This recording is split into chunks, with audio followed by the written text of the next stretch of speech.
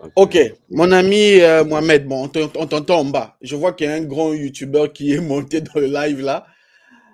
Monsieur Stéphane, bon, je vois ces vidéos, donc je vais les faire monter juste après. Voilà. Donc, il y a encore le plan d'immigration 2025, 2026, 2027. Vraiment, si c'est vraiment ton rêve, remplis les conditions nécessaires, reviens me suivre ici pour t'informer au quotidien. Et quand tu seras prêt, en tout cas, je pense que tu pourras saisir cette opportunité. D'accord? Il n'y a pas de souci, monsieur. J'ai bien compris.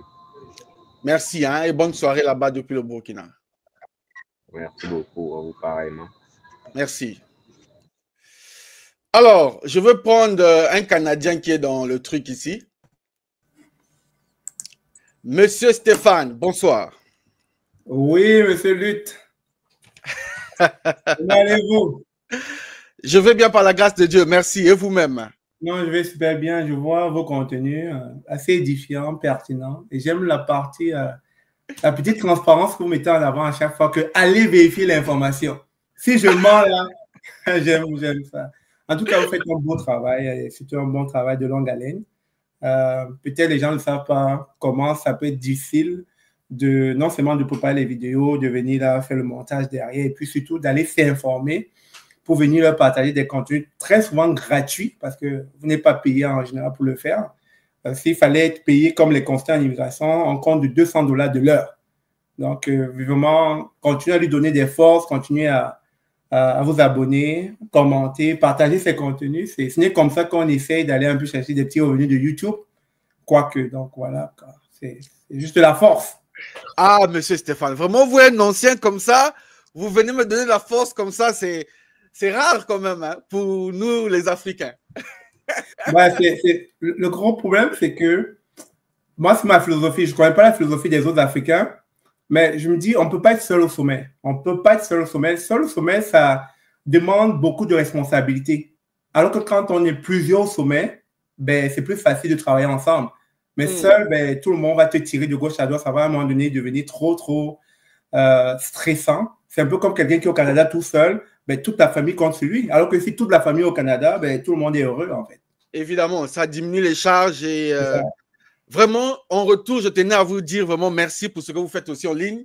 Bon, vous êtes un ancien que j'ai commencé à suivre et vraiment, j'apprécie de vous avoir. Bon, merci. Je veux profiter de vous avoir dans le live pour parler un peu de l'actualité actuellement.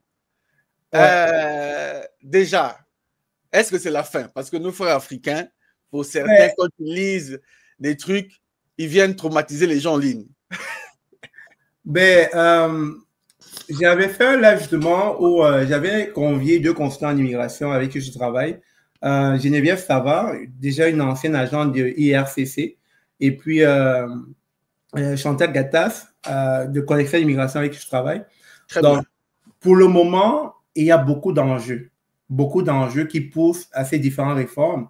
Et on ne cessera de le dire, il y a quand même une grosse pénurie en termes de logement. Il n'y en a vraiment plus. Et puis aussi une grosse pénurie, je dirais plus, il n'y a plus de boulot présentement. Je dirais pas des petits boulots, mais des boulots dans certains secteurs où on a besoin de main-d'œuvre. Il n'y en a plus. Et la preuve, même au niveau du gouvernement québécois, ils ont gelé les postes. Donc, ils ne recrutent plus à la fonction publique. Moi, je me dis, c'est à dessein. Et il y a des élections qui arrivent.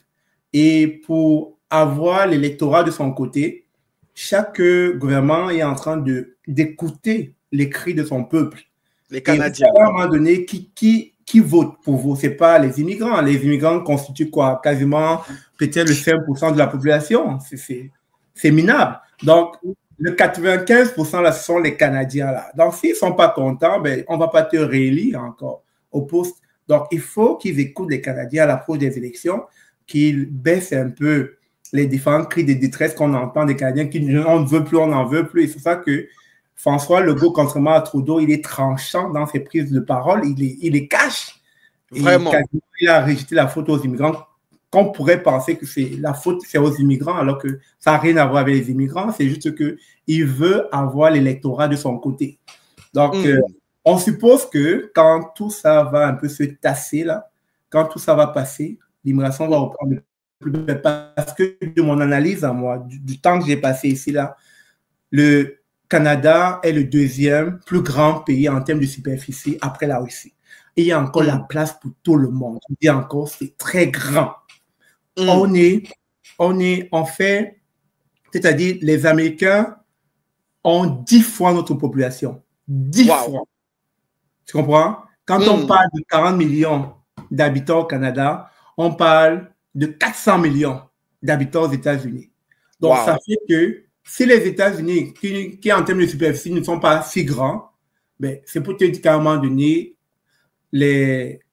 l'immigration va continuer tôt ou tard. C'est juste pour l'instant, on gèle, on veut contrôler. Et puis, il ne faut pas non plus éloigner le fait qu'il y ait eu beaucoup de dérapages. Hein, évidemment.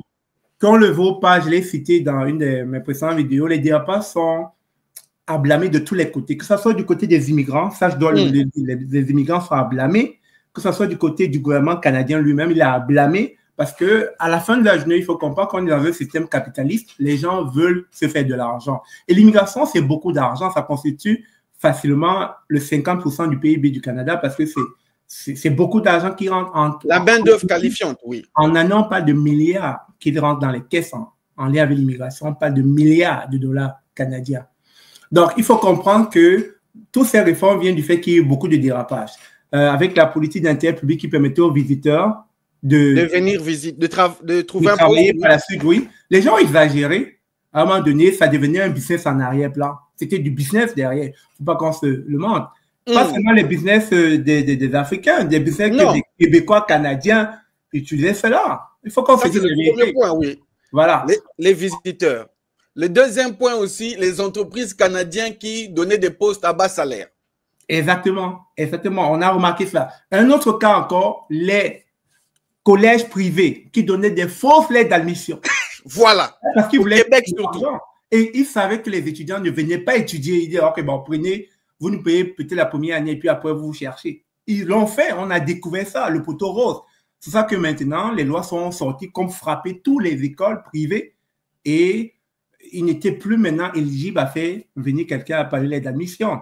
Et il y a aussi, entre-temps, des étudiants qui venaient comme quoi étudier. Après, sont passés à la demande d'asile. On a vu que le nombre de demandeurs d'asile venait des étudiants. Ça n'avait pas de sens. Comment est-ce que les étudiants demandent l'asile? On ne comprend plus. Donc, il y a eu beaucoup de dérapages dans tous les sens du terme. Que ce soit les immigrants, les Québécois, les Canadiens, tout le monde est mélangé. Crise de logement aussi. Ouais. Au niveau logement aussi, au niveau des services sociaux comme la santé, ça a explosé. Parce que les gens rentrent, on ne recule pas assez. À un moment donné, on ne peut pas gérer tout le monde. Donc, à un moment donné, je pense qu'ils étaient saturés. Et quand ils sont arrivés à cette saturation, à ce goulot d'étranglement, il fallait prendre des décisions drastiques. Et ces décisions drastiques viennent à contrôler. C'est pour ça que réduire, c'est pour mieux contrôler. Ça ne va pas finir. C'est toujours là. On en a besoin. Mais il faut d'abord qu'on contrôle avant d'ouvrir les vannes. Aussi simple que ça. Très bien. Comme vous le voyez sur... ça, c'est pour les abonnés. Hein.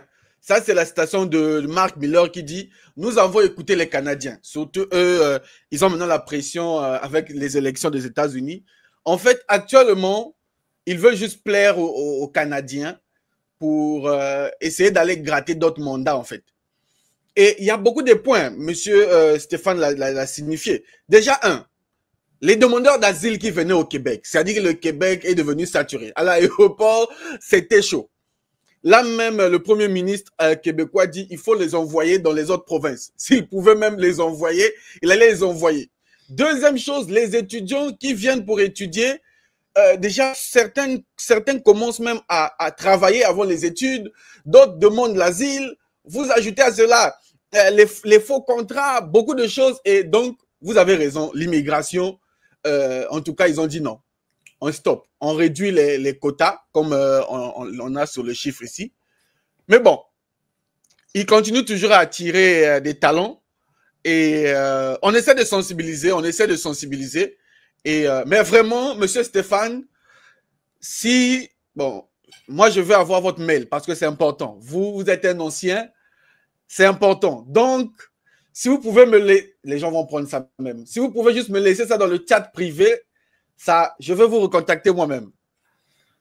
Ok, ça marche. Je vais laisser ça. Vous faites vraiment de l'excellent boulot.